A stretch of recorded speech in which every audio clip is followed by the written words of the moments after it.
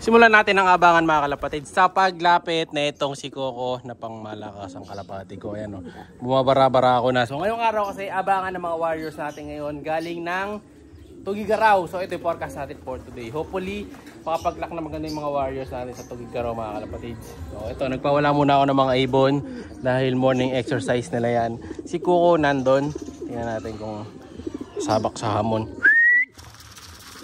Medyo mailap yung hen natin na to eh. Pero dumadapo din yan. Dati siya yung mas unang dumadapo. Ginaya lang nitong si Coco eh. Ayan, try natin. Tara. Naalangan siguro kay Madlaton. May ibang tao nakikita dun eh. Pero bababa yan. Ito, busog na ito. Isa na to mga kalapatid. Ito basta nakita na ako nito. Lilipad na kagad sa akin to mga kalapatids. Walang ano to. Kahit di ko pituhan to. Basta nakakita na ako nito.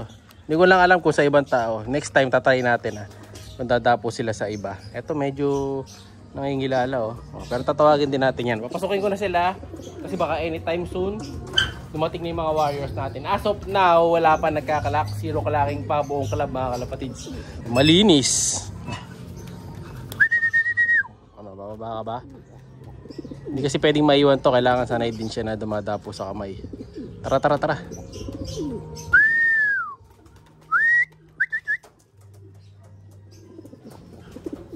Ayan, dumapo din. Diba, dadapo din yan, medyo ano lang sila. Medyo nahihiya lang, lalo itong hen natin. Tara, pasok na kayo. Okay na yan. Let's go! Dumapo pa sa cellphone. Wala laglag yung cellphone ko. Okay? Pasok. Pasok.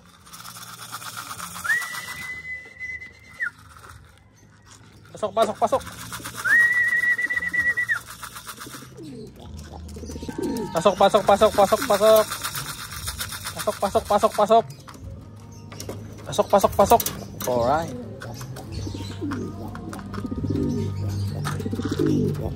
Ayan na nga sila mga kalapatids. Pumasok na. Diba? Ang bilis ng tawagin ng dalawa na to eh. Balik na natin. Lagyan na natin dito. So, pang intro lang natin yon na tawagin sila mga kalapatid. Pagka natawag ko na, bibigay ko na dito yung ano nila patuka. Kasi pagka lagi sanay sa kamay, baka di na sila masanay dito sa loob. Kumbaga hap-hap lang. Bibigyan na natin ng ano to, tubig. Tubig na may apple cider yan. Kasi kahapon plain water sila. So laging ganun. Pagkatapos ng plain water, tubig. Yan. Tapos naman ng apple cider, plain water ulit. Tapos ibang vitamins naman. Tapos tubig ulit. Tapos apple cider. Tapos tubig ulit. So ganun. Para lagi naluluglugan yung mga ano nila. Laman loob. No? So waiting na tayo mga kalapatids. Samahan nyo kayong magabang. Let's go! Siya si Idol Madla, nakakahanga. May mga hawak, gandang linyada. Ika'y inspirasyon kung bakit hanggang ngayon ako'y palaging kumakarera.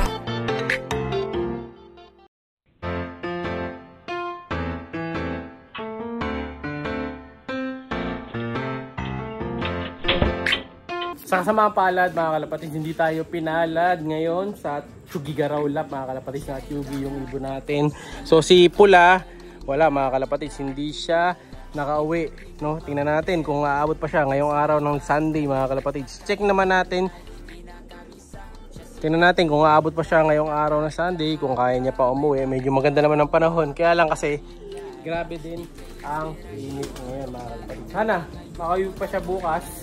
Para pagka uwi niya, pwede pa natin yung condition, masakay pa natin siya sa last lap.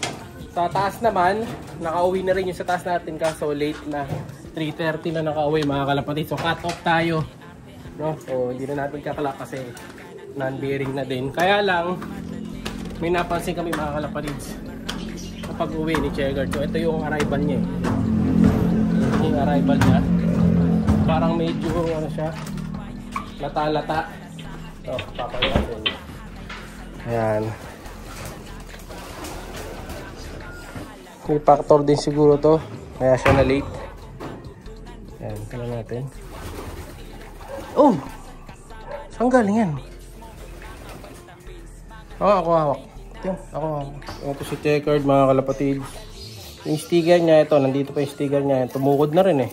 Ang ganun talaga, tutukod talaga yan. Dahil tugigaraw na. So may sugat siya dito sa parte na to.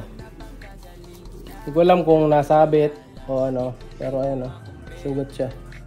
Pero maliit lang. No, maliit lang. Tingnan natin kung kayang recover mga kalapatids. Meron pa isa? Dalawa? Sa leeg. Check ko lang mga kalapatids. Naglulugon na to. Ha? Yan. Gili-gili yata. Lulugon na. Na?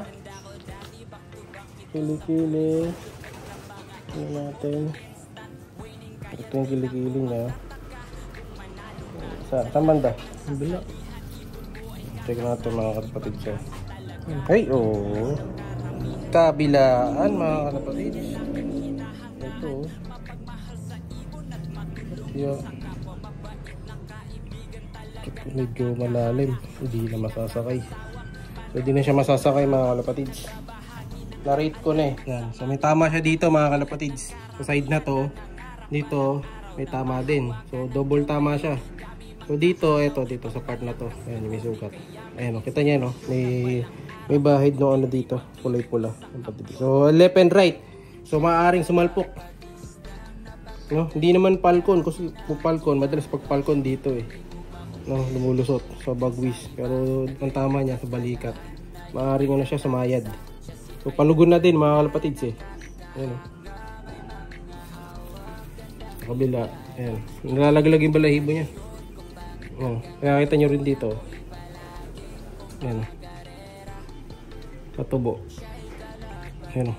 Lugon mga kalapatids. Palugon. So, di na natin siya sasakay.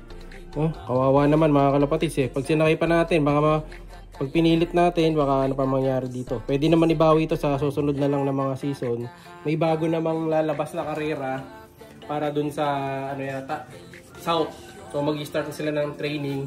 Simula daw sila sa December 6. So magtutos na rin kami nito next week. Start na rin kami. Habulin natin yun. Hanggang sa makasabay tayo. Ang alam ko, dito mag-start sa atin January yata eh. No? So doon na lang natin ito lilipat kung sakali. Malakas naman yung ibon. Kung malakas, ayan o. Kaya pa niya eh. Kaya lang dahil may tama, may sugat, kabilaan. Siyempre mahirapan siya lumipat. Buti pa nga inuwi pa tayo nito mga kalapatids eh.